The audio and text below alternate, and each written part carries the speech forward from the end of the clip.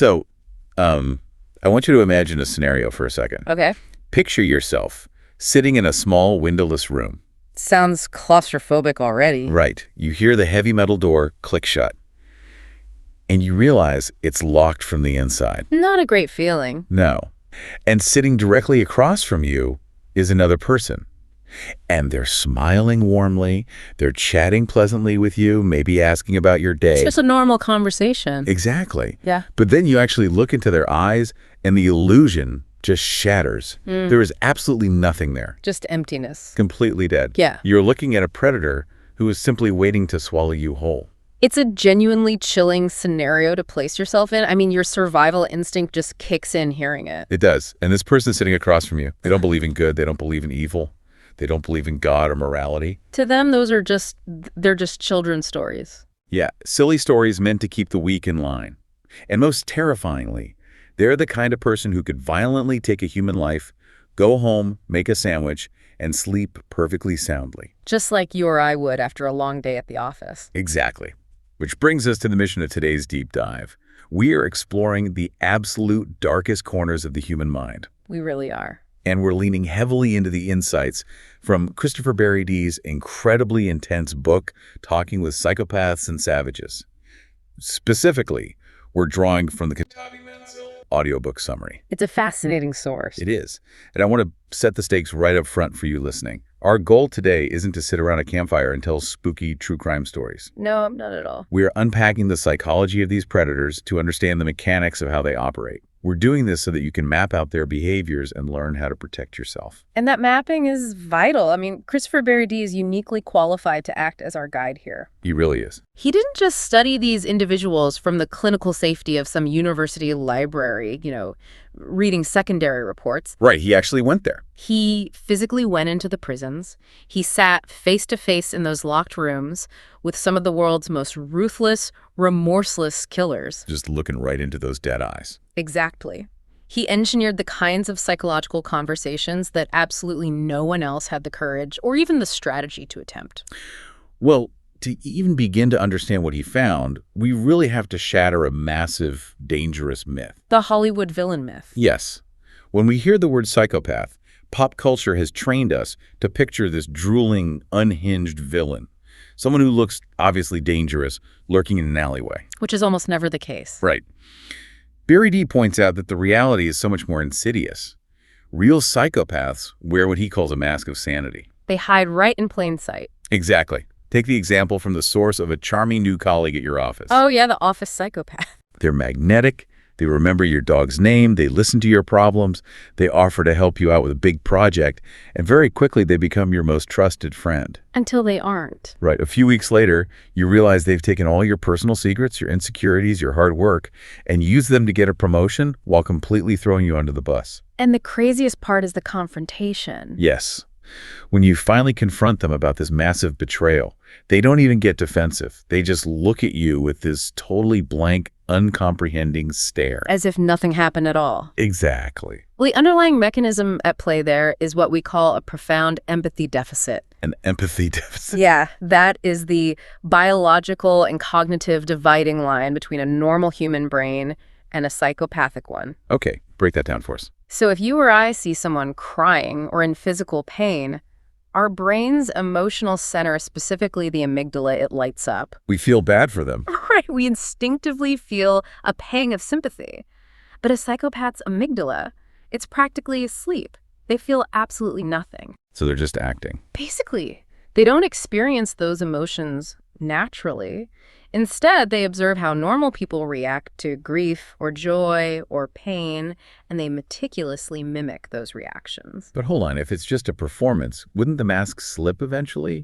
I mean, faking genuine human emotion all day, every day, that has to be an exhausting cognitive load. You would think so, but you have to remember, they aren't distracted by actual emotional turbulence like we are. Oh, because they don't feel the anxiety. Exactly.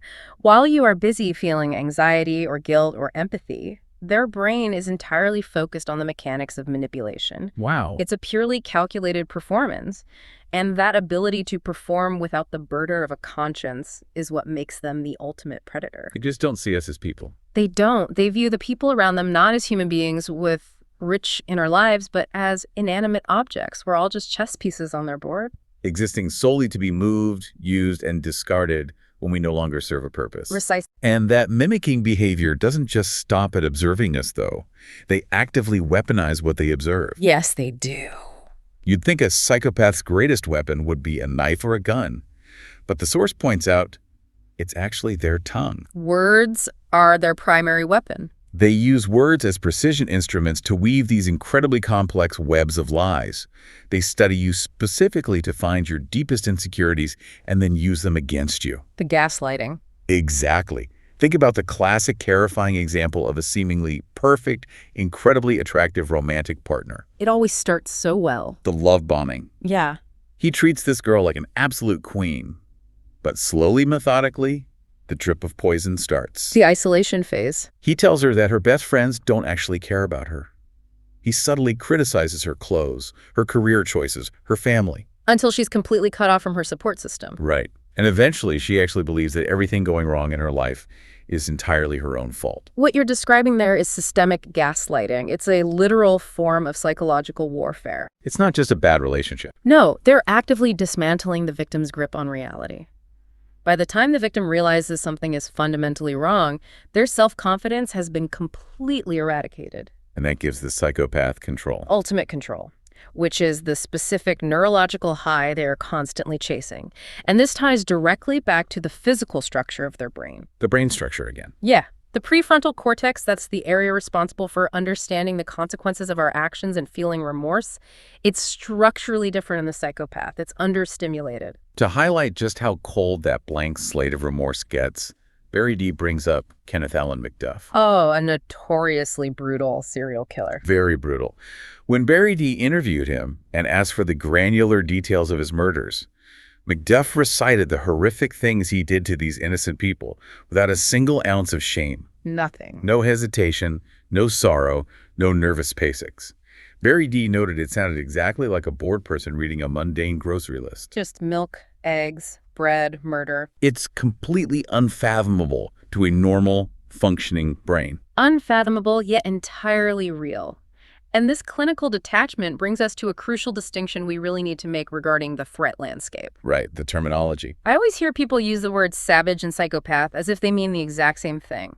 But clinically and practically, they represent completely different profiles of violence. Yeah, they get thrown around interchangeably in movies all the time. But let's separate them. What exactly defines the savage in this context? So a savage is an offender who operates almost entirely out of pure, unbridled impulse. So no planning. Right. Their actions are born of sudden, explosive emotional reactions, usually intense anger. Because of this, the brutality is highly disorganized. So it's a crime of passion, essentially. Exactly. When a savage attacks, they aren't looking to play a long psychological game of control. They are overwhelmed by a desire to physically destroy their victim right then and there. It's chaotic, it's messy, and it's immediate. But the psychopath is a totally different ballgame. Completely different. They are terrifyingly calculated. They're exactly like a hunter quietly setting a bear trap in the woods and waiting. They have patience. Yes, they aren't acting in a blind rage. They're acting out of a desire for long-term control, power, or financial gain. They want to play with their food. Like Dr. Harold Shipman. That is the deeply unsettling example from the book. Here is a man who took the Hippocratic Oath. He was a trusted medical professional embedded in his community. A family doctor. But he quietly, systematically poisoned his own elderly patients over the course of many years. No bloody rampages. No explosive fits of anger, just a quiet, lethal manipulation of the ultimate social trust. And that example perfectly illustrates why psychopaths are infinitely more dangerous to society as a whole. Because they blend in. Exactly. A savage's chaotic nature and lack of planning mean they are usually identified, tracked, and caught relatively quickly by law enforcement. They leave a mess. But a psychopath, because they wear that flawless mask of sanity, they can exist right next to you for decades. They could be your family doctor, your manager at work, or your spouse. And you might never see the monster underneath until it's far too late. Which naturally brings up the burning question everyone always asks, the ultimate philosophical and scientific debate. Nature versus nurture. Are these predators born this way, or are they made? Berry-Dee tackles this by looking closely at the environmental triggers first. what we might call the fire of hatred. The fire of hatred. I like that phrasing. If you dig into the background of many of these violent offenders, you almost always find a history saturated in horrific childhood abuse. Severe neglect. Intense, unrelenting victimization. That level of early trauma fundamentally crushes a child's ability to form normal human attachments. It breaks them. It replaces the need for connection with a deep, burning, generalized hatred for society. They essentially learn that the world is an irredeemably cruel place, and to survive it, you must become the apex predator. Aileen Wuornos is a prime example of this environmental trigger. Absolutely. She suffered unimaginable systemic abuse throughout her entire childhood. By the time she became a serial killer, her murders weren't just simple robberies gone wrong. No, they were acts of pure, concentrated rage. She was exacting a violent revenge on a world that had shown her absolutely nothing but cruelty from the day she was born. And you see a very similar mechanism with Kenneth Bianchi, the Hillside Strangler. Oh, right, the rejection aspect. Yes. His life was defined by constant rejection from women, and humiliating rejection from the police force when he tried to join. All of those perceived slights just built up. Until they exploded into a deadly misogynistic rage. He brutally killed innocent women to finally feel a sense of power, because society had constantly made him feel powerless. That perfectly encapsulates the environmental side of the equation. But we cannot ignore the biological hardware here. The nature side. Right. Some people are simply born with a genetic predisposition to psychopathy, a profound, hardwired lack of empathy. The research here is absolutely fascinating. It is mind-blowing. Let's talk about the neuroscientist James Fallon. Oh, this is a great case study. So he was studying a stack of PKT scans, brain scans of psychopathic serial killers, looking for commonalities in brain function. And as part of a control group, he decided to throw his own brain scan into the mix. Just out of curiosity. Exactly. When the results came back, he was shocked to discover that his own brain perfectly matched the pattern of a serial killer. He completely lacked normal activity in the empathy and fear centers of his brain. Based purely on his biology, he should be a predator. He had the exact hardware of a killer. Exactly. But James Fallon did not grow up to be a murderer. He grew up to be a highly successful scientist, a family man, and a productive member of society. Because of his environment. Yes. Unlike Wuornos or Bianchi, Fallon had an incredibly loving, stable, and supportive childhood. Which brings us to the most powerful synthesis of this entire debate from the source. It states, genes load the gun, but circumstances pull the trigger. Genes load the gun, circumstances pull the trigger. It all comes down to epigenetics and neuroplasticity. You might be born with a biological blueprint for psychopathy, the loaded gun. But without the severe environmental trauma. Exactly. Without that trauma to act as the trigger, without that fire of hatred to spark the violent impulses, the monster may simply never wake up. It takes a very specific, tragic collision of a broken brain and a broken childhood to forge a serial killer. It really does. Let's pivot slightly, because as we map out these predators, we also need to dismantle some major societal stereotypes. Definitely. When someone says serial killer, the default image is almost always a man. Usually, yeah. But female psychopaths are absolutely just as ruthless. They simply utilize different societal blind spots. Instead of relying on brute physical power, they weaponize our inherent gender biases. They are the Black Widows. They hide behind traditionally nurturing, unimpeachable roles. The loving mother, the caring nurse, the devoted wife. Society has this deeply ingrained bias that views women, especially mothers and caregivers, as inherently safe and harmless. And they know that. Female psychopaths understand this bias intimately, and they use it as an invisibility cloak to operate completely undetected. Just look at the gruesome case of Melanie McGuire. The suitcase killer. Yes. From the outside, she was living the pristine suburban dream. She's an educated fertility clinic nurse, a mother living in a nice house. But behind closed doors, the reality was a nightmare. It was horrific. She murdered her husband, methodically dismembered his body, and packed his parts into matching suitcases to throw into the Chesapeake Bay. And people were shocked. The people in her life could not even fathom that she was capable of something so horrific because she wore that mask of the gentle, caring mother so flawlessly. She weaponized everyone's trust. And while female psychopaths often kill for pragmatic reasons, like financial gain or to escape a situation. Male psychopaths are different. Right. Male psychopaths frequently operate from a much different primary motivation. extreme narcissism. The God complex. It's a full-blown God complex. They don't just think they are smart. They genuinely believe they are a superior, almost supernatural breed of human. Above the law. In their minds, the laws of society, the police, the rules of morality, those are arbitrary constructs that only apply to the insects beneath them. They are so consumed by their own perceived brilliance that they become practically fearless. You see that sheer arrogance perfectly encapsulated in Ted Bundy. Oh, absolutely. His narcissism was so astronomical that during a capital murder trial where his own life was on the line, he actually shoved his highly trained defense lawyers aside so he could represent himself in court. Which is insane. He genuinely believed, with zero legal training, that he was infinitely smarter than the judge, the seasoned prosecutors, and the jury. He thought he was untouchable. And similarly, look at John Robinson. The internet's first serial killer. Right. He lured vulnerable women by building this massive, elaborate fake life online. He presented himself as this vastly wealthy, incredibly important global businessman. And he believed it. He lived that lie so deeply and for so long that he essentially began to worship his own fake greatness.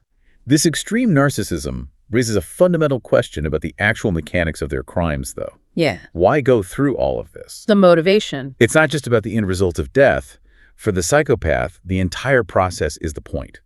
The stalking, the instilling of fear, the realization that they hold the ultimate power of life and death over another human being. It acts as a massive dopamine hit. It is literally a sadistic drug. Dennis Rader, the BTK killer, is the textbook example of this twisted power trip. Bind, torture, kill. His crimes weren't just quick murders. He systematically bound and tortured his victims because he craved that absolute dominance. And the high didn't stop there. No. He fed his God complex by sending taunting puzzles and letters to the police and the local media. He fed off the absolute helplessness of his victims in the moment and the immense frustration of the authorities trying to catch him later. The physical act of killing was almost secondary to the psychological thrill of outsmarting the world. Which explains the deeply disturbing psychological phenomenon of the trophy. Right, keeping souvenirs. Many killers keep mementos of their crimes. A victim's watch, a locket, an ID card, or, in the most severe cases, actual body parts. Now, we need to understand that this isn't just a quirky souvenir. To the psychopathic mind, that trophy serves a highly specific function. It's an anchor. Exactly. It's a physical anchor to the dopamine hit of absolute control. It allows them to continually revisit and relive the exact moment they played God. It's essentially a personal museum of their darkness. And the detail that truly turned my stomach was regarding Jeffrey Dahmer. The refrigerator. He famously kept body parts of his victims in his fridge. But the reason why highlights the sheer, bottomless sickness of his mind. He didn't do it to be macabre or for shock value. No, it was about possession. He kept those parts quite simply because he didn't want his victims to ever leave him. He wanted to possess them completely, physically, and permanently. It is an unfathomable level of delusion and control. It truly is. And navigating that level of profound darkness requires a highly specialized approach. Which brings us back to how Christopher Berry-Dee actually managed to interview these individuals. Right. How do you even talk to them? You cannot just walk into a maximum security prison, sit down across from a remorseless predator, and demand the truth. They will never give it to you. They just lie.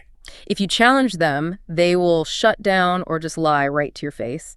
You have to engage in a very delicate, high-stakes game of psychological chess. So how exactly did he bypass those defenses? If they are master manipulators, how did he get them to spill their darkest, most closely guarded secrets? By understanding that you can't break a psychopath with moral pressure, but you can exploit their narcissism. Oh, use their ego against them. Berry-Dee realized their biggest vulnerability is that massive ego. So instead of playing the righteous investigator, he played the role of the awestruck admirer. He stroked their egos. He would sit down and compliment their clever plans, marvel at their intelligence, and validate their belief that they were criminal masterminds. And it worked. Because these killers are so desperately starved to have their genius recognized by the outside world, the moment he validated them, they eagerly started bragging. They willingly dropped the mask and recounted their horrific acts in excruciating detail, simply to prove to him just how brilliant they were. That is brilliant, but terrifying. So if we can map out how their brains work, if we understand the trauma that triggers them, and we even know how to manipulate them into talking, we have to ask the million-dollar question. Can we fix them? Right. With all the advancements in cognitive behavioral therapy, neurofeedback, and pharmacology, can a true psychopath be rehabilitated? That is the most dangerous assumption we can make, and the answer is a definitive, chilling no. Not at all. Psychopathy is not a temporary behavioral issue or a sickness you can cure with a pill or a breakthrough therapy session. It is a fundamental personality disorder rooted in the hardwiring of the brain.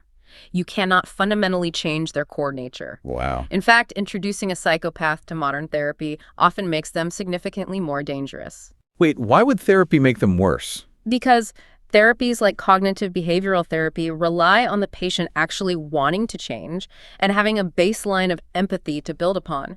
Psychopaths have neither. So what are they doing in therapy then? When you put them in group therapy or counseling, they don't experience a moral awakening. Instead, they just treat the therapy like an instruction manual. They're learning the buzzwords. They learn exactly how normal people talk about trauma and remorse. That perfectly explains the unbelievable example in the book of the prisoner who got heavily involved in his prison's self-help programs. Oh, star pupil. He was the star pupil. He learned exactly what to say to the counselors. He learned the precise moment to produce tears during his sessions. Just a performance. He put on such a flawless Academy Award-winning performance of a reformed, deeply remorseful man that he completely convinced the parole board to grant him an early release. And we know how that ended. The very second he was out, he immediately committed the exact same heinous crimes. He hadn't changed at all. Therapy simply upgraded his mask. It taught him how to fake empathy much, much better. It's a stark reminder that for these individuals, the concept of redemption isn't a goal. It's simply another tool they use to manipulate the system and gain freedom. As we start to wrap up this deep dive, I think it's vital we take a somber moment to recognize the true scale of the devastation these people cause. The collateral damage. The collateral damage of a psychopath goes so far beyond the lives they violently end. It's the people left behind, the parents, the siblings, the friends of the victims, who are forced to live the rest of their lives in a permanent waking nightmare. It's a generational trauma. And that trauma is deeply compounded by the utter betrayal of realizing who the killer actually was. Think about Ted Bundy's neighbors in Washington. We couldn't believe it. When he was finally arrested, they were in total denial. They told the press he was just the nice boy who helped them shovel snow. Imagine the lifelong psychological toll of realizing you invited a monster into your home, drank coffee with him, and trusted him. It fundamentally shatters your basic trust in humanity, and that is exactly why exploring this dark psychology is so crucial. Knowledge is power. The overarching message here isn't to leave you paranoid, terrified of everyone you meet at the grocery store. The goal is to hand you a map of the hidden potholes on a very dark road. You need to know what the red flags look like. Exactly. Excessive, unnatural charm that feels rehearsed. A total, chilling lack of genuine empathy when someone is hurting. A constantly shifting web of lies that never quite adds up. They're always hunting. These individuals are actively hunting. They scan rooms for the lonely, the overly trusting, and the vulnerable. They operate exactly like sharks smelling a single drop of blood in the water. So what is your ultimate defense against a psychopath hiding in plain sight? You have to always, always trust your gut instincts. Listen to that feeling. If someone makes you feel inexplicably uncomfortable, even if they look perfect on paper, even if they say all the right things and everyone else loves them, walk away. Do not rationalize their bad behavior. What's happening is that your subconscious brain is picking up on their micro-expressions. It is noticing the tiny cracks in their performance. Your survival instinct is sensing the invisible mask the predator is wearing, long before your conscious mind can logically figure out why. Trust that feeling. It is literally designed to keep you alive. That is the most practical defense you have. And as we close, I want to leave you with a final provocative thought based on everything we've unpacked today. All right, let's hear it. We have spent this entire time analyzing psychopaths who eventually end up locked in maximum security prisons because their violent impulses override their caution. Once we get caught. Right. But if the core biological traits of psychopathy are utter fearlessness, ruthless calculation, immense superficial charm, and a complete and total lack of empathy. Oh, wow, I see where you're going with this. Ask yourself, how many successful psychopaths are currently sitting in elite corporate boardrooms or holding high-level political offices right now? The ones wearing suits. People who are using these exact same biological advantages not to commit violent murders in the shadows, but to ruthlessly climb the ladder, manipulate the masses, and rule over our daily lives in broad daylight. Now that is a terrifying reality to ponder. Thank you for joining us on this journey into the dark. Stay safe, trust your gut, and we'll see you on the next deep dive.